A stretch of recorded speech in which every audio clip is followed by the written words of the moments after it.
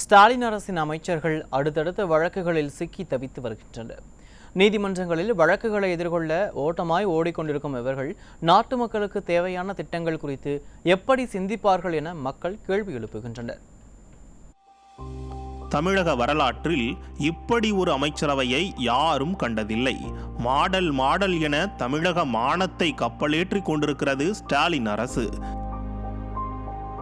திமுக அமைச்சர் செந்தில் பாலாஜியிடம் சிறையா, பதவியா, ஜாமீன் வேண்டுமா, அமைச்சர் பதவி வேண்டுமா என கேள்வி எழுப்புகிறது உச்சநீதிமன்றம்.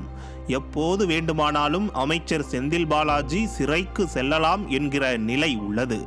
மிக மூத்த அமைச்சரான துரைமுருகன் மீதான சொத்து குவிப்பு வழக்கை மீண்டும் விசாரிக்க உயர்நீதிமன்றம் உத்தரவிட்டுள்ளது. அமலாக்கத்துறை மணல் கொள்ளை விவகாரத்தை கழுகு போல கண்காணித்து வருகிறது. நிதி அமைச்சர் தங்கம் தென்னரசுவும் சாத்தூர் ராமச்சந்திரனும் தங்கள் மீதான சொத்து குவிப்பு வழக்கை மீண்டும் விசாரிக்க உயர்நீதிமன்றம் உத்தரவிட்ட நிலையில் உச்சநீதிமன்றத்தில் தடை வாங்கிக் கொண்டு தப்பித்து வருகிறார்கள். மாரத்தான் புகழ் அமைச்சர் மா சுப்பிரமணியம் அப்பாவியிடமிருந்து அதிகாரத்தை பயன்படுத்தி நிலத்தை அபகரித்த வழக்கில் வசமாக சிக்கியிருக்கிறார். விரைவில் குற்றச்சாட்டு பதிவு நடைபெற உள்ளது. அனிதா ராதாகிருஷ்ணன் மீதான சொத்து குவிப்பு வழக்கு இன்று போய் நாளை வா என்கிற கதையாக நீண்டு வருகிறது. KN நேரு அமலாக்கத்துறையின் ரெய்டால் ஆடி போய் இருக்கிறார். இந்த அமைச்சர் பெருமக்களில் மிக முக்கிய நபர் பொன்முடிதான். செம்மண் கடத்தல் வழக்கு ஒருபுறம், அமலாக்கத்துறை ஒருபுறம், சொத்து குவிப்பு வழக்கில் தண்டனை ஒருபுறம்.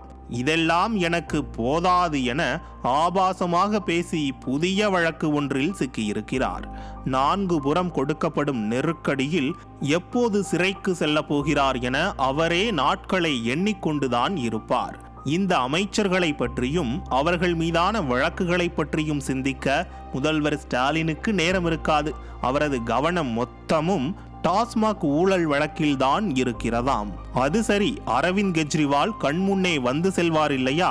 இப்படி நீதிமன்றங்களில் தொடர்ந்து வழக்குகளை எதிர்கொள்ளும் அமைச்சரவையால் மக்கள் பணியில் எப்படி கவனம் செலுத்த முடியும்? எந்த வழக்கு எந்த கோர்ட்டில் எப்போது விசாரணைக்கு வருகிறது என சிந்திப்பவர்களால் எந்த திட்டம் மக்களுக்கு தேவை என திட்டமிட முடியுமா? முடியவே முடியாது. இந்த ஆட்சி முடிந்தால்தான் இனி தமிழகத்திற்கு விடிவு.